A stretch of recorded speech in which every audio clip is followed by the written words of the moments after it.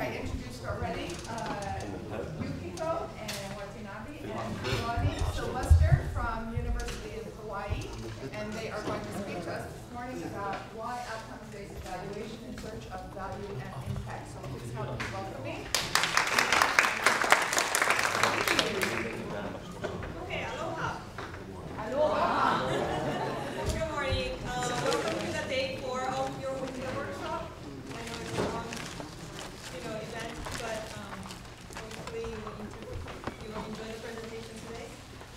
Today, Bonnie, Sylwester, and I are going to talk about the impact and value of engaging in outcomes-based evaluation and assessment in 2 distinct functions. Bonnie will talk about the context of grant-funded projects, and then I'll talk about the context of college-funded projects. Okay, so let us first clarify a few key terms. First, recap of the distinction between evaluation and assessment. Both terms are often used interchangeably in higher education and create some confusion. When we say program evaluation, the focus of evaluation can include various elements of a program, including personal management, budget, faculty development materials, and of course, curriculum and instruction. Outcomes assessment, then, is a type of outcomes-based evaluation, but the focus is only on student learning at the program level, and ultimate goal is to effect program decisions and improve curriculum and instruction. So you can consider evaluation as the superordinal category of outcomes assessment. In our presentation, we will give examples of both outcomes-based evaluation and outcomes assessment. I know you heard the term outcomes throughout the workshop already, but another key concept in our presentation is outcomes. Outcome statements describe the effect of program activities and deliverables on target audiences of a program. They show the values of why the program exists in the society and are often described in terms of change. Learning outcomes describes change in learners' knowledge, skills, attitudes, and beliefs. Other types of program outcomes also include change in program and social policies or conditions. Focusing on outcomes is a different way to organize education, shifting away from what we deliver or what we teach to what learners actually learn. Because what is learned is what matters to most in educational programs.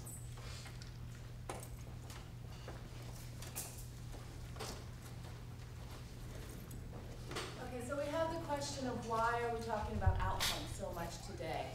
And I'm sure two answers come to mind immediately. That's accountability and accreditation. And most of the programs that you're involved in probably have to concern themselves in some way, either with accountability to funders or accreditation issues. And you probably noticed that there's been a lot of attention in both those contexts paid to outcomes. Funders, agencies, accrediting organizations are really no longer satisfied with our talking about what we're doing or where the money's going. They want to know about results. They want to know what effect our program is having, and so they're asking us to talk about outcomes. That's what outcomes-based evaluation is all about. What Yuki and I would like to talk about today is the other impact of outcomes, not just meeting the demands of accrediting organizations or agencies, but actually the way that outcomes-based evaluation can benefit a program or an organization. Because when done well, there's really a lot more impact that this type of evaluation can have than simply meeting external mandates. So when we think about the impact of outcomes-based evaluation, we first think about how it can help us improve our programs. This is what most commonly comes to mind. It can help us improve our curriculum, improve our teaching practices, assessment practices.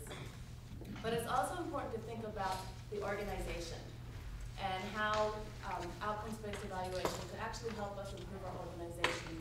For example, improving communication between individuals within an organization, or helping people get a better understanding of the goals of the program or the vision of the organization. I heard people yesterday talking about vision. And then also, there's our relationships with other organizations. It can really help us improve the way we collaborate with other organizations, or really important for us is demonstrating the value of our program to outsiders. So these are some of the different types of impact that outcomes-based evaluation can have that really can help us. Yuki and I will be giving you examples today of some of the projects that we've worked on where we've seen these types of impact. We've also given you actually a much more extensive list in your handouts for reference with cases and citations as well, so you can refer to that. I'm going to first talk about government grant funding context, because we often end up working with government grants through our language programs. And then Yuki's going to talk about accreditation. I'm specifically going to talk about Title VI programs. Some of you may be familiar with these. These are the international education programs funded by the Department of Education. National Resource Centers, Language Resource Centers, and FLAS, Foreign Language Area Studies Fellowships, are all Title VI programs. The focus on useful outcomes-based evaluation actually goes back a fair ways, and even in government-funded programs for language education. If we go back to the 1980s and 90s, there was actually a fair number of government-funded language education projects overseas funded by the British Council. And there was an important lesson that we learned from the evaluations of these projects. That is that the evaluations were for a large part ineffective. The evaluators luckily published about this, and they told us basically that they were somewhat disillusioned with their evaluations because they weren't getting used, and they weren't useful. So they were doing outcomes-based evaluation, but there was really no focus on use. And so what we're trying to do is do outcomes-based evaluation, but keep in mind that we need to focus on use and usefulness of these evaluations.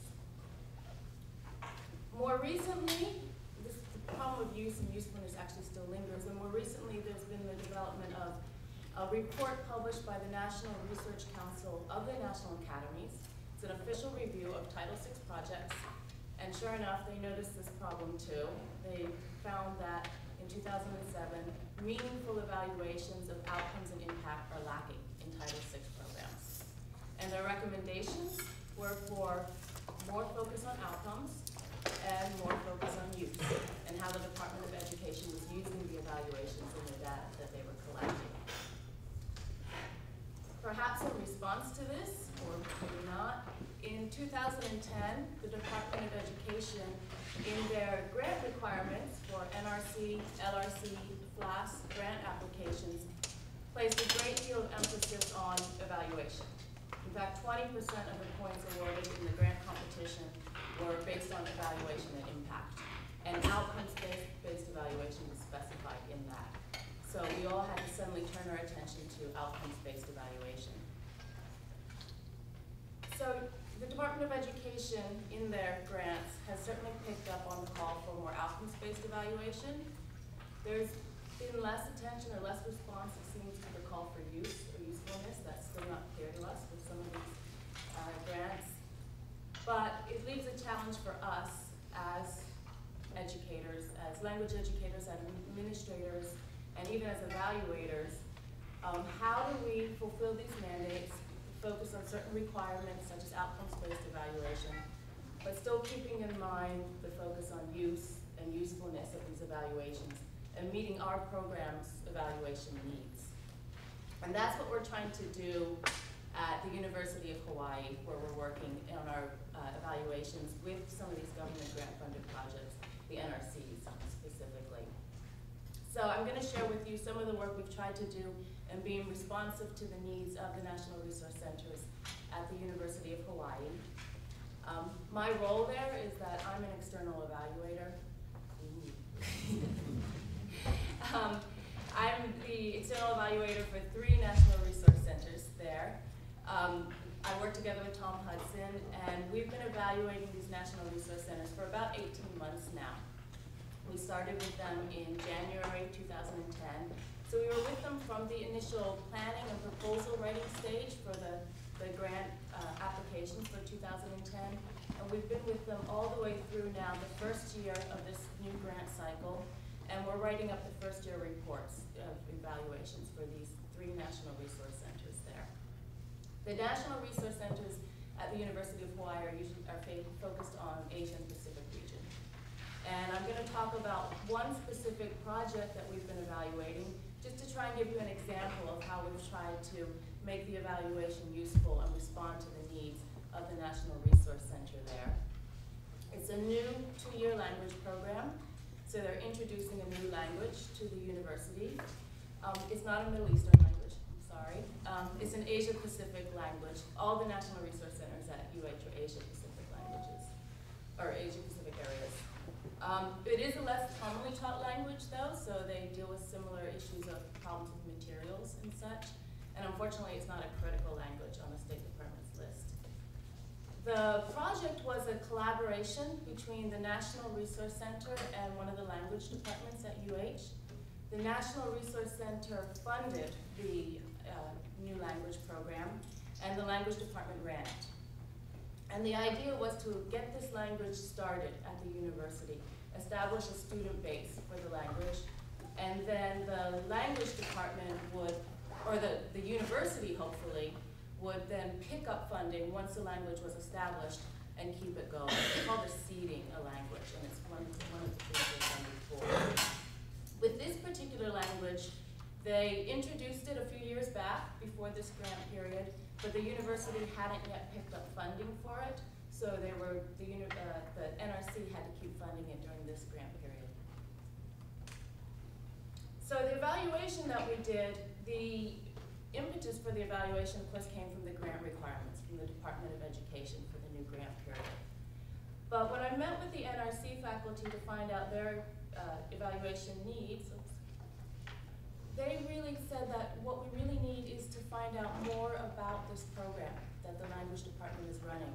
We need to know what their goals are, we want to know what their target student population is, and really where they see this program going. Particularly in light of the fact that the university hasn't yet picked up funding for it, and we can't keep funding it indefinitely. So what's going on with this program is what they want to know. The language department, when I met with them to find out their evaluation needs, said they wanted to start working on SLOs, because that's what's being encouraged by the university, student learning outcomes. So those were the evaluation needs that we identified. This is the evaluation process that we followed when working with the NRC and the language department. The first step was to identify evaluation needs, which I just mentioned, finding out that we needed to learn more about the program. After meeting with the NRC, that's when I went to the language department and talked to them, tried to find out more about the program. And we started stating and mapping objectives and outcomes. And this was actually one of the most important steps in this evaluation. It's what had some of the greatest impact on the program and the department.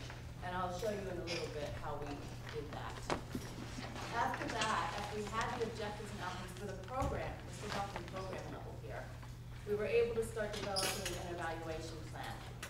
And we identified with the evaluation plan that we really wanted to work on finding out more about students' backgrounds, needs, and interests, doing a needs assessment, basically, because we needed to know if they match what we had identified as our intended student population needs. And then also start working on SLOs. You can see here there's dark blue and light blue. The dark blue is what we've completed so far. The light blue is what we're still in the process of doing. It's still a work in progress. But even though we haven't got results yet, there's still been a bit of impact. Now, this is the way we went about stating and mapping objectives and outcomes.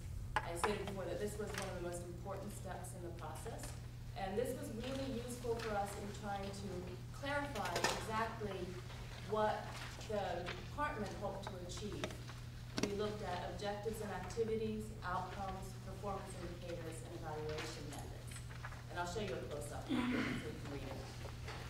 This is an example of one of the objectives from that table. You can see here we really focused on meeting the needs of heritage language learners.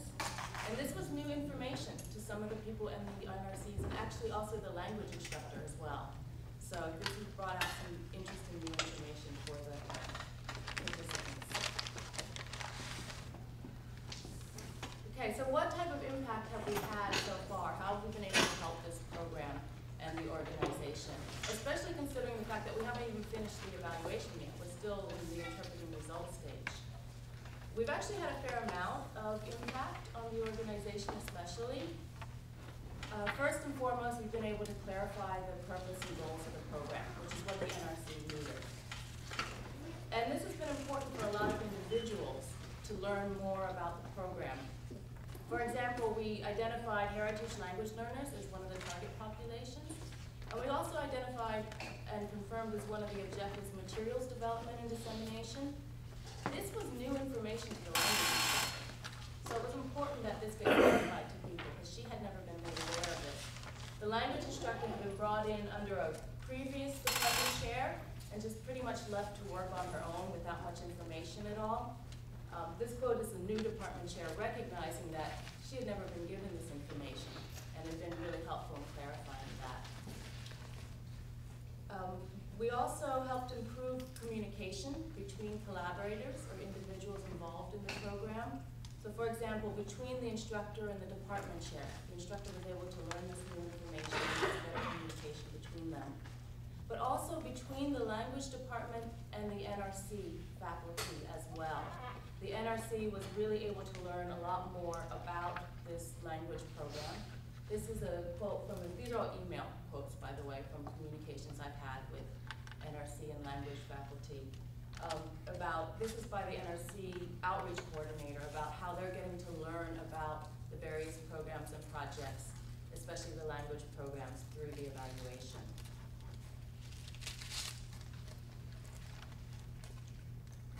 Together with this improved communication comes a sense of increased sense of involvement and collaboration.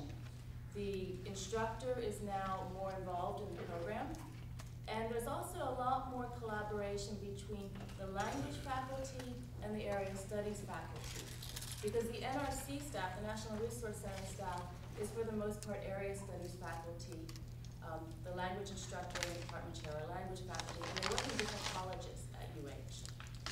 But they've been able to really learn about what their different projects and programs do with the evaluation and get a sense of increased collaboration. And this is a quote from one of the NRC faculty, again, the outreach coordinator.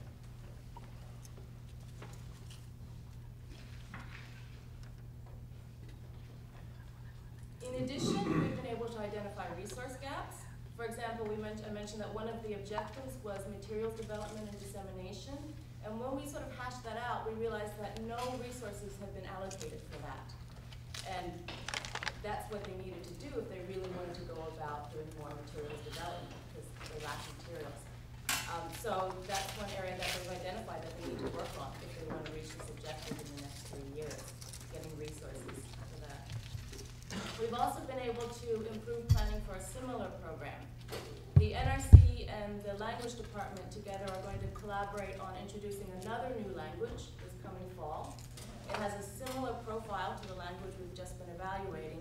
So they've really been able to use what they've learned with this last language and the whole evaluation process to have a much clearer understanding of what they want to do with the new language that they're introducing and have much better organized planning. And this is especially true with communication with the new instructor. The new instructor has a much clearer idea of the objectives, her role in everything, much more so than the previous instructor had when she started. And then there's been increased interest in evaluation, especially by the language department chair. He's asked us actually to help him with evaluations of 4 other languages in the department, following the same process that we went through. Even though they're not NRC funded and there's no evaluation required, he wants us to do it because he thinks it would help with program development for those languages. And there's been impact on relationships with other organizations. Everyone who's been involved in this evaluation can now state much more clearly the purpose and goals of this language program. And that's very important for PR. When people ask you, why are we offering this program at the university, they can now answer. And finally, we were able to meet those external demands of the Department of Education and the college's encouragement for SLO development. So we did that as well. So that's the impact that this project has had on the program and the organizations that we're working with. And we've had pretty good results so far, and you can see we're not even done yet. We're still looking forward to getting the results. And there's a lot of good information about strengths and weaknesses coming out, which will be useful to us as well. So that's one example from one of the projects that we've been working on in a grant-funded context. And Yuki's now going to talk about accreditation. Okay, now let me take you through examples of outcomes assessment at work in college foreign language programs.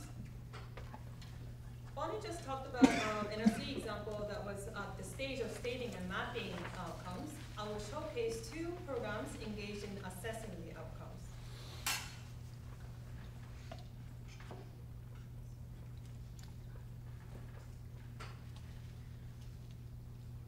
To contextualize the outcomes assessment practices in college foreign language context, similar to the grant-funded context, we found from our nation survey study that college foreign language educators want to use evaluation results for formative and improvement purposes rather than accountability. However, they indicated that evaluation use and follow-up is not happening, and fear data misuse and abuse by upper administration and external audience. There was also a big concern about the lack of organizational capacity. So what do we do about it? Well, John Norris and Trudy Banta resonate with Patton's utilization-focused evaluation model and suggest an outcomes assessment approach that is useful, purposeful, meaningful, and feasible to the people who intend to use assessment results. You've heard from John yesterday that we now have a handful of useful evaluation and assessment practices. In order to push the practices in a scholarship of assessment further in the field of foreign language education, we need to carefully study what works, what doesn't work, and what factors facilitate or hinder from making assessment really useful. In order to respond to this scholarly need, I'm conducting a 2-year multi-case study of outcomes assessment in college foreign language programs, closely examining the factors that hinder or facilitate foreign language assessment processes. The project involves a total of 8 foreign language programs across 2 universities, and today I will highlight just 2 of them. One program that has high assessment capacity and one that started with a limited assessment capacity to show the range of strategies and impact that emerged. I mean organizational character. Here I mean the assessment capacity. I mean by or these different types of factors, which is organizational characteristics, assessment history, and faculty perception about assessment. Let me first highlight the program with high assessment capacity. This department is a very large department with 4 languages. In the past, only tenure track faculty member was making the decisions, but now tenure track and non-tenure track faculty member jointly make curricular decisions, and there is a curriculum coordinator in place. The chair provides very strong leadership and is an assessment architect. He said to me, 2 things that changed my professional life, the code and assessment. The department went through 1 cycle of assessment focusing on the oral proficiency outcomes, and now they shifted their focus to the writing outcomes. By going through, they learned the assessment procedures, and now there is a supporting system like small committees in place. They perceive themselves as having high assessment capacity and have strong willingness to engage in assessment work. Now let's take a look at what they did.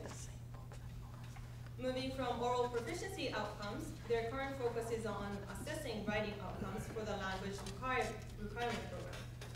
The first purposes for doing assessment are twofold.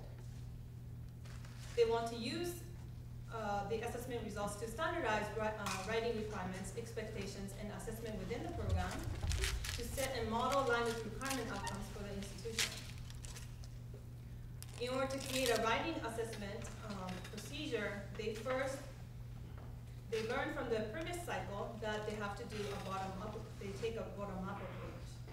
So first, to understand the existing writing pedagogy, they gathered the existing practices like prompts and rubrics that are used. they realized that there are quite variability between instructors of these materials. In order to create a writing assessment task that captures the language requirement outcomes, first you need to define the construct of assessment instrument. To do so, they are coming up with detailed learner performance profiles, which describes learner writing characteristics like language accuracy. This is done in two ways. One, inductively by gathering students' final essay from the second semester language requirement course, and deductively by breaking down the outcomes into a more detailed learner performance profile. They then started to align the outcomes and profiles and rubrics and the writing tasks. And then the program now is at the stage of creating a prototypical writing assessment task, and then they will eventually gather writing samples and utilize the findings. So just by going through the 2 cycles of outcomes assessment, a number of benefits were observed. Let me highlight just a few strategies and factors that facilitated the positive impacts. There was a large impact due to leadership, and the chair demonstrated commitment to assessment, which increased faculty buy-in for assessment. He showed active learning himself and retained and provided readings to all assessment coordinators, which actually promoted common language and knowledge of assessment among faculty. He also took inclusive assessment working group to get rid of the traditional 2-tier model, which then ended in increase in communication between the tenure track and the non-tenure track, as well as non-tenure tracks' greater sense of curriculum ownership.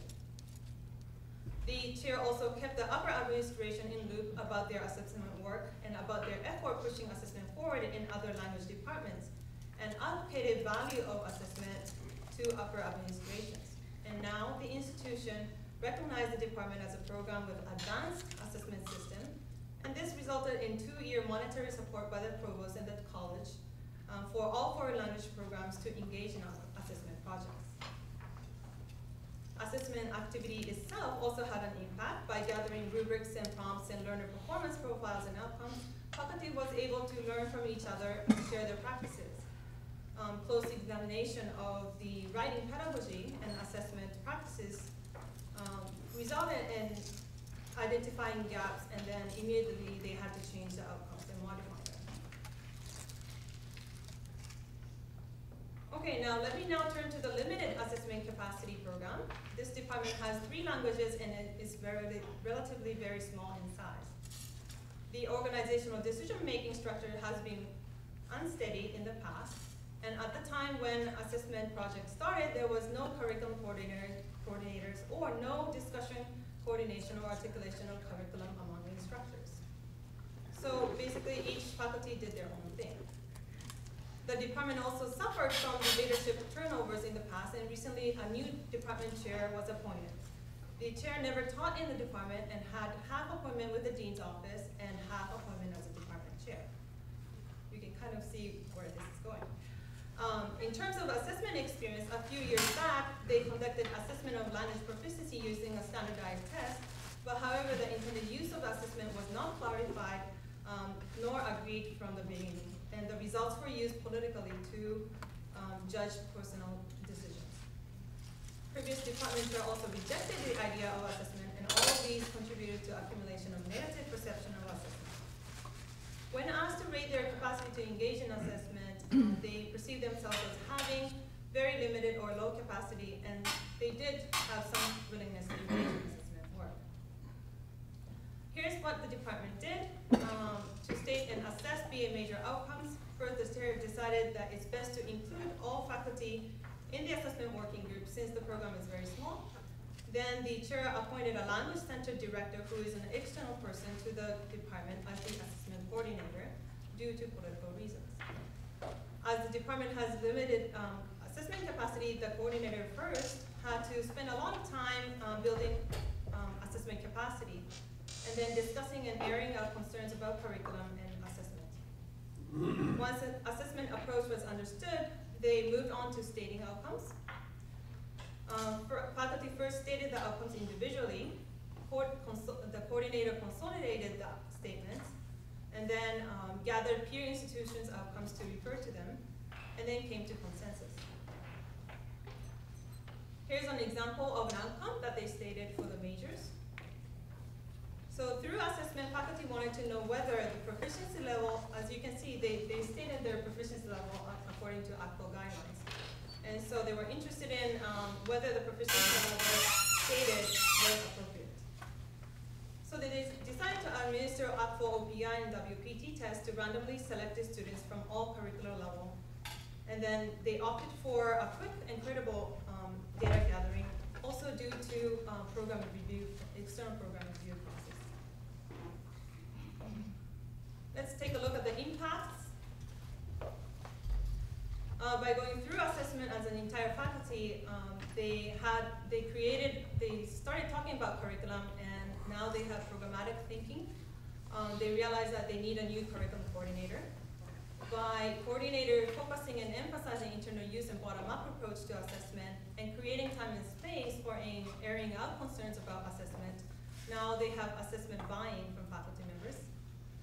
By gathering quick and credible evidence, they realize now that they have great variability in proficiency level, and especially there's a lot of heritage learners. And now, based on that results, they now have a new assessment focus. There was also a very rocky moment in assessment findings use. Initially, ACPO proficiency tested data was misused. This was triggered by the following reasons. Because of the external program review pressure, the dean became very excited about the test results when he received an internal report that looked like this. Data was reported according to teacher and not aggregated by curricular level, like what you see here.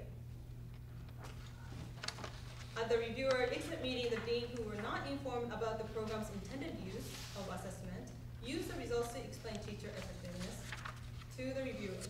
So now recall that the intended use was to simply do a reality check about the stated proficiency, whether the appropriacy of the stated proficiency level in the outcomes, not to judge teacher effectiveness. On the positive side though, in the end, the dean learned what went wrong and the importance of assessment use.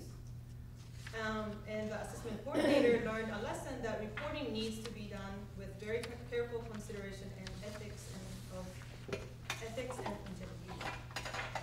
So you can see from these two examples that going through outcomes assessment is a learning process and also can be transformative. Just to conclude, we wanted to talk about some of the strategies that we noticed have been really helpful in making these evaluations more effective. We've given you a fairly substantial list in the handout, but really quickly, what I found most useful was focus on feasibility and prioritization. We can't evaluate everything. We have to think about what's achievable and also think about our priorities. And then the need for real leadership support and commitment. The evaluation projects that I've worked on that have been successful are those where the leaders have really been committed in terms of time and effort and walk the walk as well as talk the talk. We also have to make sure that everyone knows the roles and responsibilities so that the assessment has a progressive pace and have regular meetings for it. Also, as people get excited about evaluation can easily get very overwhelming and sidetracked. And so maintaining focus on intended use at all stages of evaluation process to keep the evaluation plan feasible is important. We hope that these kind of strategies add to your evaluation toolbox, and hope you can refer to them when you get back to your institution and implement evaluation.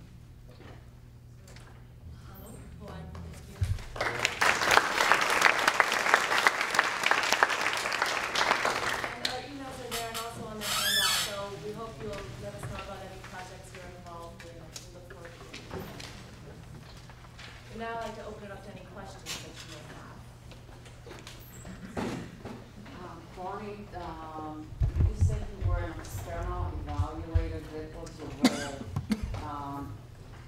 Can I ask whether your position is funded by the institution when you're written into a grant, or is it a combination? I'm written into the grant. So And that's you- actually part of the grant application budget. They're allowed to write in the funding for an evaluator. Fully. Mine, yeah. Fully in this case being a graduate Aviation. stipend. Yeah. So, yeah. But So that's, it's I- not- but actually that's expensive. still, Yeah. Aviation's yeah. really. Yeah, but that was actually one of the new terms of this year's grant cycle, was writing in the evaluator.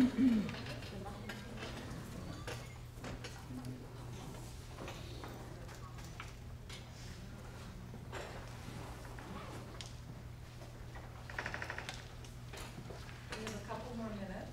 Any other questions?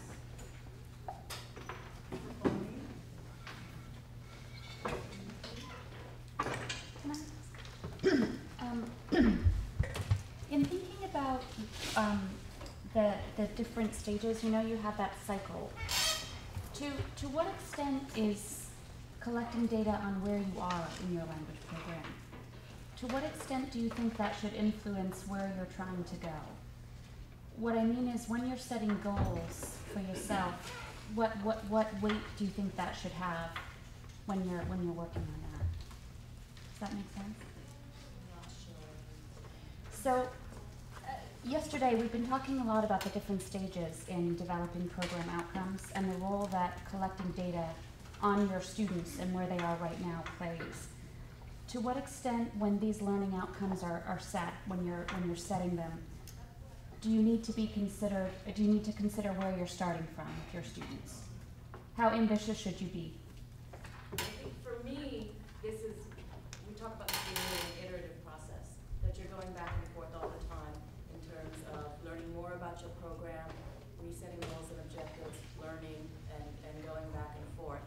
So for us, we look at this as an iterative process, a learning process, and something that helps us to develop our program. So we're flexible and allow for that adaptability and change. Also, this program goes very much in the developmental stage, and you have to recognize that too. What stage is your program in? And what are your aims in developing the curriculum? Do you need something that's set hard for everyone to follow? Or do you need something that's still flexible and able to adjust? In our case, we still need to be flexible and adaptable. Does that answer? No, that's helpful, thank you. Okay. Can I follow up on that? I think the more empirical you can be at all stages, the better, but there are a lot of ways of doing that. So we don't necessarily need to start by giving an actual OPI or whatever to figure out where we're at, but we might start by doing a survey of students or a survey of teachers to find out what they think more or less the level of proficiency is at the end of the 2 years of instruction, something like that. Okay. Instead of just starting out by saying, well, okay, we're going to be intermediate highs by the end of year 2. So instead of just making it up, we can try to make it an empirical process along the way. And great if you have the resources to actually do some testing or whatever from the outset, that's even better. But a lot of people don't. Right. They have to save those resources until they have an idea of where they're going so they can see where they're going. Also, what oftentimes happens is that by gathering